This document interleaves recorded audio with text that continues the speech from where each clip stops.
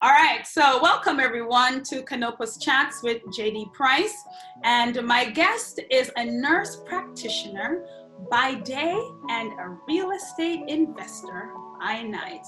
Ladies and gentlemen, receive Jasmin Woodbine. Hello. Hello, Jasmin, and welcome to CanOpus Chats. How are you? I'm wonderful. Thank you so much for having me and featuring me on here. You are welcome. So here it is. You are a trained health professional, not just a nurse, but a nurse practitioner. But we're not here today to talk about your background in the health industries. We're here to talk about your real estate investment portfolio. So tell us a little bit about your company. What's the name of your company and how you got started? So the name of my company, it's of course a real estate investment company. The name of it is OVAST Property Solutions. And the reason why we named it OVAST is after my husband's children. Now, it probably should have been Jovast, but I decided to step out. So it's Orville, Vaughn, Andre, Shalana, and Talia. So that's what OVAST stands for. Sometimes I threaten him to of your family members, and the children in the family are beautiful. Correct. All right. Mm-hmm. So here it is. It's a family business. Yes. And you had the idea, or the family had the idea. I would like to hear a little bit about how did you go from conceptualization to realization? Okay. So real estate has basically been enrooted in me since I was a child. Mm-hmm. You know, when I left the island of Jamaica and I came here, I was 6 years old. My dad, we'd lived in an apartment for a very short time, and I couldn't understand why we were moving so quick. And it was a matter of maybe 2 years when he came here, he decided he's looking for a home. Mm-hmm. And we spent lots of months and days searching for homes, and it kind of got exciting. And so we ended up buying a 4-family home. Mm-hmm. And I saw my father throughout the years become a landlord. Mm-hmm. And I also, would hear him on the phone interacting, because he also had a day job, and his evening job was to manage this property that we were living in. Mm-hmm. And now that I'm into the real estate investing, I realized that that was called house hacking. So house hacking, yes. So house hacking means that you buy a multi-dwelling property, mm-hmm. and you have your tenants pay your mortgage. Right. And so shortly after that, we were moving again. Mm-hmm. And so then we moved on to Queens, and I'm like, wow. And he didn't sell that house. Okay. And I was like, interesting. So then we moved on, and we put a tenant into the apartment that we were in. Mm-hmm. And he had that, and he managed that. So a few years later, I met my boyfriend, which is now my husband at the time. I was 17, he was 18. And, we courted, we dated, the whole thing. And I found, it's amazing how you choose your partner, because I found out that my husband was also like fascinated with real estate. And at the age of, he graduated before I did. Mm-hmm. When he graduated his first year in college, he did 1 year, and then his second year, he kind of like didn't pay for his tuition. Mm-hmm. And I'm like, what's going on? He took his grants and his whatever he got, and he bought his first property at 19. And wow. I said to myself, oh, okay, so I am marrying my father all over again. So you won't tell him that, but I think those are good. No, I didn't, right. In terms of, mirroring something that you were exposed to. And so we talk about, you don't just marry your friend, but you marry the purpose of being together. And so in addition to the love and mm-hmm. all the hunky-dory and wonderful things, the exchange of ideas, but mm-hmm. also the purpose. And I think it's important when you have someone who shares the same values as you have. And it would be interesting, or would not work so well, if mm-hmm. you were into real estate and he was far removed from it. Right. It might make it a little difficult. So I think it was a plus on your part to have a partner who wanted to make that investment. Now, looking at how long you've been in the industry, I'm sure there have been many changes since you've got started to where you guys are now. What is something that is most prominent that has taken place since the inception to where you are now? Like changes in either in the industry itself, mm-hmm. or maybe how business itself is done or how you guys do business in terms of real estate investment. Right. So fast forward 20 some odd years later, we got to realize that we shouldn't just be landlords, or as New Yorkers call it, slumlords. Mm-hmm. We should, we're going to have to make this more of a business. Mm-hmm. We realized that we were doing the right thing with real estate investment when our accountant was writing off a lot of things.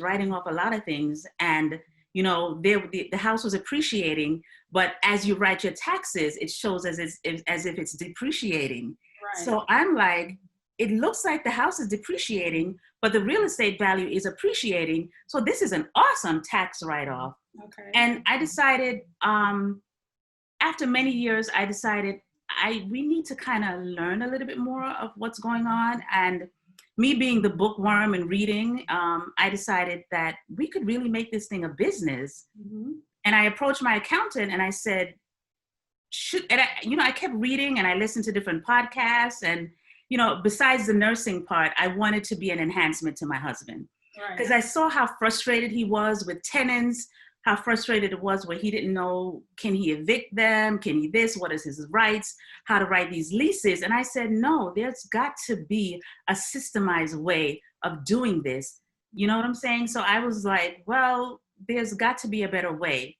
So so hold on a second. So in your research, you're looking for a way to enhance the business and to actually formalize the process, really, because Correct. You have been doing it, but now you want to add more value to it and yes. to protect yourself legally as well. Yes.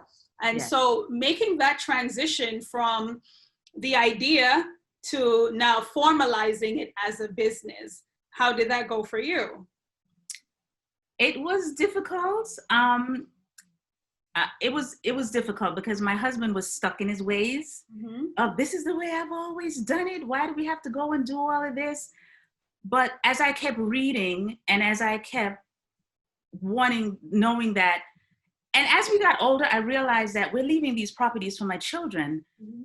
They don't have 25 years of experience. They're going to have their own families and their own jobs. So I've got to make a plan where this thing is systematized. Mm-hmm. So truth be told, I took a couple of courses. Oh, excellent. Yes, I took a lot of courses. I took courses in land trust and how to protect yourself and in real estate. What if we got sued? Would we lose everything? So I spent money on educating myself. I dragged my husband along to some of them. He was not a happy camper because he sat there like, I know all of this. But then I noticed that there was some times when his eyes it was wide open because there was some stuff that we didn't know. Right. So we got away with a lot of stuff. And I remember one real estate attorney said to us that, wow, you've come a long way and you didn't get sued, because if you got sued, you would have lost everything. So then I realized that I needed to be more educated and we needed to formalize this process and create a true business. So now hearing you talk about what it meant for you and the OVAST company, really, mm-hmm. to protect your net worth as well as to protect your posterity, really, because you talk about wanting it to bequeath it to your children and their children's children, right? So we're talking about the legacy. So I'm hearing you say that the legal component is an essential part of this journey. What advice would you offer to someone who is actually considering real estate investment? Incorporate your business. Incorporate your business. Take your business out of your personal name. Mm-hmm. Because if you're sued personally, then your business is going to be sued personally. Got it. So incorporate your business, and not only does it protect you in case of this litigious society that we live in, right. It's also a tax benefit. Okay. So there are essentially benefits not only personally, but also financially for yes. you when you legalize the business and protect yourself and its worth. Excellent. Now, your business started in New York. Yes. But now you have expanded and you're in Atlanta. how do you go from New York to Atlanta? We have different laws that govern each state, and transitioning into that market must have been a new experience. How did you embrace it, prepare yourself for it, and how are you thriving in it? So I kind of asked you like three things at once. It's a different kettle of fish. Real estate law is different in every state. Mm-hmm. Just like lawyers have to take bars in every state, you know, there's certain things that are a little different. Mm-hmm. I find that in New York, we were lax. We were a lot more comfortable. And I guess because it's what we knew, we were comfortable. We were raised there. We knew people. Mm-hmm. When I came to Atlanta, I had to get myself into a network of people that were basically doing the same things that I did. So I joined some real estate investment associations. Mm-hmm. More than one, it was quite a few. And I got together with like-minded people that could basically tell me what the ins and outs of Atlanta was. Wow. The other things that my husband and I did was we do something which the real estate world would know this lingo, driving for dollars. So say that again? Driving for dollars. Driving for dollars. You're going to explain that to us. Come on. So we would get a day off, and we would take a day and we would pack a lunch and some juice or whatever, and we would know that we were going to be on the road the whole day. Mm-hmm. So, and you have to find your niche in the market, because we went from owning property to now wanting to rehab properties and to flip properties. So you were shifting your focus. Right. We were making an addition to our portfolio. Mm-hmm. So what we had was investment properties where it was passive income. We were basically the landlords. But I realized that, well, we're getting a little older. I want to now take, it's like when you invest your money in stocks, you kind of know how much time you have to retire, right, and you kind of want to speed up the process. Mm-hmm. So I decided that I started reading some books, and I actually heard, I keep going to these YouTube, whenever I go to YouTube, these things keep popping up. How to flip, how to this, and of course one of my favorite TV shows was HGTV. Of course, we love it. And I'm like, and then they had flipping in Atlanta, and I was like, I'm gonna pursue this. Mm-hmm. The other reason too was that my husband transitioned from New York to Atlanta, and he was a little bored. And then he's asking me, when are you gonna retire? I'm like, I'm not gonna retire. So I said to myself, I've got to give him something to do. And you sure did. So I said, what do you think about flipping houses? Because he used to flip cars back in the day. He used to buy cars from, so he knows about wholesaling in that sense, where he would buy cars from, the auction. Right. And he would fix them up, mm-hmm, and he would sell it at a higher price. Nice. So I said, he could do that with cars, and he doesn't want to do that because that's hard labor. I'm going to move him because he likes real estate. Right. Let's flip real estate. So I kind of finagled my way into getting him to do that. So I took a couple of courses. I got people's phone numbers, and I'm a social butterfly. Mm-hmm, so nice. I talk to everybody. Yeah. So I networked with a lot of people.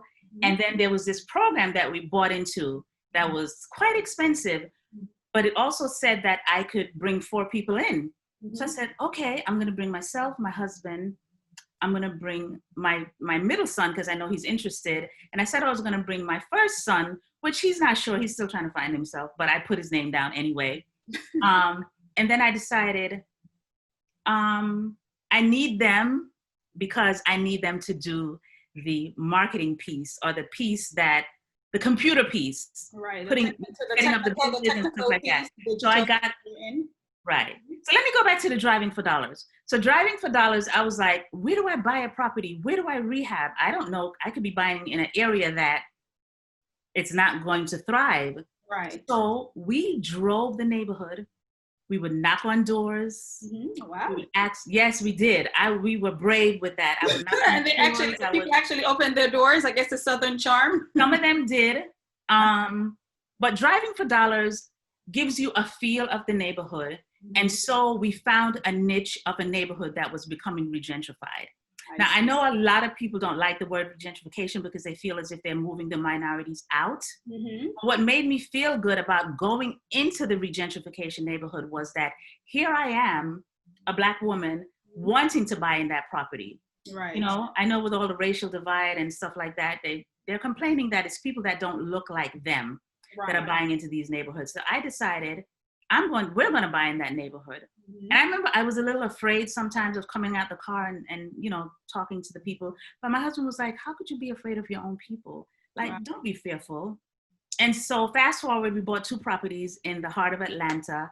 I hate to use that word. I'm not going to use the word. Don't use it. If you're going to regret it, don't use it. I'm not going to use the word. So I'm buying into a transitional neighborhood. Right. A neighborhood where people are still homeless. People are still homeless.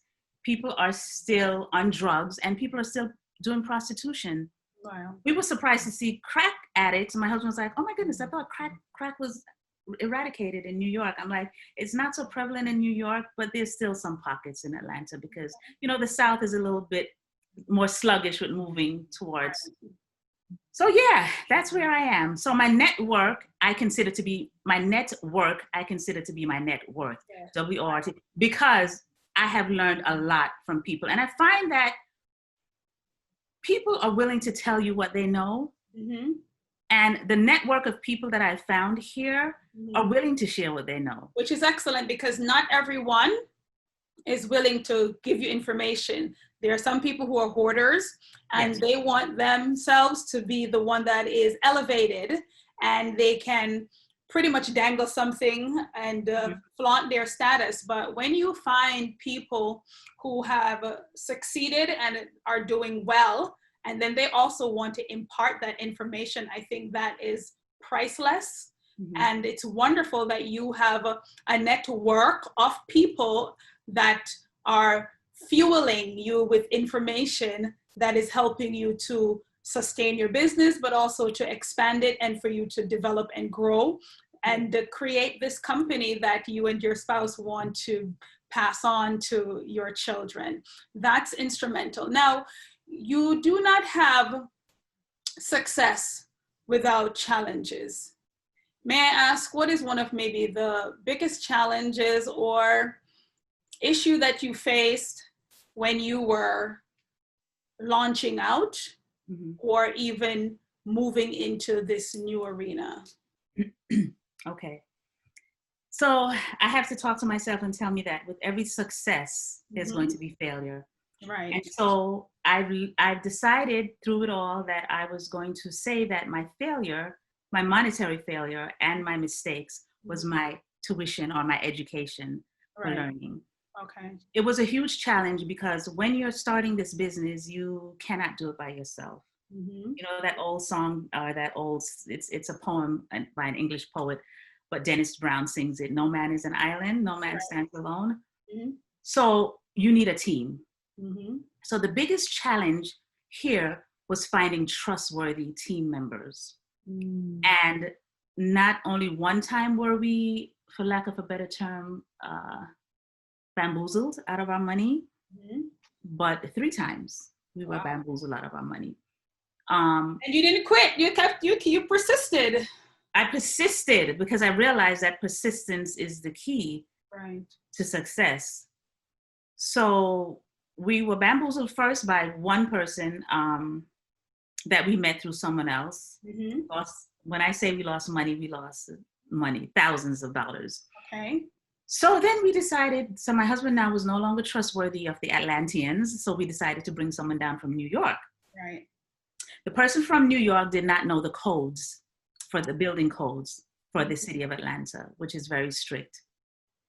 And so we lost money there too, because he proceeded to build this home that we chopped down to the studs, and he put up walls and all sorts of things and was ready to do electrical and plumbing. And the city of Atlanta came in and said, oh, these are not up to code. Knock everything down. We talk about resilience and tenacity, because the first time you're going, okay. The second time you're going, forget it. And again, while you did not specify the exact amount, thousands of dollars is still thousands of dollars that you have worked arduously for, and to watch that dissipate and not produce what you expected can definitely be frustrating. Can probably cause anger some anguish and etc., other emotions that are not always warm and fuzzy. Yes. So here you are, still standing, still pursuing this goal, this dream, this partnership, the family business. Think about how you're going to sustain this business so that it can outlive you and Orville. So we decided, we kind of had, through the education that we received, we kind of had the blueprint, Right. but we wanted to go full speed ahead and didn't necessarily follow the steps like we should. Right. We thought we were experienced, but we weren't really, and we trusted too many people. So what I've learned out of that is that you have to vet the people that's on your team. You have to find references. You can't just say this person is, oh, he's such a nice person, or she's such a nice person. You really have to, it's now, like I said, it's a business. It's almost like you need the person's resume. Right. And so you need to see where this person's coming from and the person's experience and all of that. So I've decided, so my children know this now. They've seen what we've gone through. So they know that they don't just pick up anyone off the street. I've decided that in order for this to go beyond me, and that's what legacy means to me, right. It's a platform that my children can build upon, because I want this, like the Rockefellers and the Rothschilds, I want this to be multi-generational. So I don't want them to reinvent the wheel, because there's nothing new under the sun. Someone has done it before, and that someone is going to be their parents. Wow. And so, like other cultures leave a legacy, it's time for us to leave a legacy as well for our children. And so the foundation is there. The business is there. Their names are on it. They're all listed as managers. And I have a system now. So I'm putting all of this, and my daughter Talia is actually helping me put all of this electronically. Everything that we do from step A to all the way down to Z, it's going to be written out explicitly. This is what you do. This is how you do it, depending on what part of the real estate you want to do. If you want to drive for dollars, if you want to hire a realtor, if you want to become a realtor, which would be a benefit to them, because now they don't have to go to multiple listing, and the properties that we buy, they can have the profit. So I'm trying to encourage one of them to become a realtor, so that I don't need to go outside to find a realtor and give them the commission. I can give it to my children. So one of them has to be a realtor, so they have access to multiple listings and they have access to certain things. So I have it now where I'm systemizing it, so that, in other words, real estate investing for dummies, basically like that. You've just answered my next and final question, which is, if you had to write a book for others to use, like a handbook. When you start a new job, there's usually a handbook that tells you the protocol and the different steps that you need to take to fulfill the requirements. You are seasoned in the industry, and though you don't flaunt it, you and your spouse have done very well. And so your job is to help others who might be considering this. And so what is the title of that book called again? Please tell me, the one that is going to be published with your name or the family name on it. What is it called? Real Estate Investing 101. All right, so I come up with a better title. I will come up with a better title. Yeah, I think you'll have to work on that just a little bit more, but the fact that you have benefited from others, and you are also willing to share with others, I think that helps you, but it also helps to create a platform not only for your children, but for other people who are considering this. Now, as we wrap up our segment today, if somebody wanted to really pursue real estate investment, what is that one thing they need to know, have in their toolbox just to get started? What would you say? I would say education. And we know that education is ubiquitous. It's everywhere. I am a fan of YouTube, but I'm also a fan of paying for your education. I know things are free. I know the internet is free, and that's all good. But I also think that once you watch those YouTube videos, and I watch them, once you watch them, and I've read lots of books and I've listened to lots of people, but once you've read them, you don't have the network that you need. So my one thing would be to find someone that is of like-mindedness of you. Become a mentee, find a mentor, add value to that mentor. I'm trying to find someone, I'm trying to learn this business. What can I do for you? I struggled with a question for a long time. And the question was, when I went to these real estate investment association, they would, deposit in my life. I always ask a question to myself, how can I add value to that person? And I found that I can add value with that person by maybe joint venturing. Right. So you've got to come with some skin in the game, they would say, or some sweat equity. Right. Okay, I'll drive for dollars for you if you explain to me what you're doing.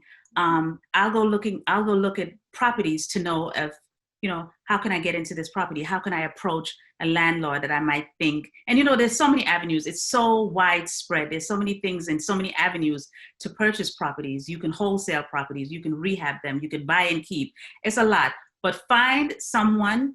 If someone's done it, someone's read a book, and there's a YouTube channel about it. Connect with people. That's the one thing that I would say. I thank you so much, Jasmin, for taking the time out to talk to us a little bit about real estate investment, the journey that you took. And as we conclude our segment, I am reminded of what you said, creating the platform so that your children do not have to start from scratch. And so some people call it a platform, some people call it a bridge. But at the end of the day, we're looking at a symbol that can transport one to the next, and they don't have to build the transportation. So I commend you and your spouse for setting precedents and for allowing yourselves to grow, to experience some of the growing pains. Exactly, and that was the process. But also for executing the tenacity to stand even when there were some setbacks or disappointments along the way. So I congratulate you guys for making the transition from New York to Atlanta, and I don't know what else is next on the agenda, where to next, but please do tell it all in the book that is coming up. First, you'll start out with the real estate investing 2.0, because somebody already did 101. So 2.0, you're doing an upgrade. Thank you so much, and I look forward to hearing more about your successes. Thank you. It was a pleasure. My pleasure.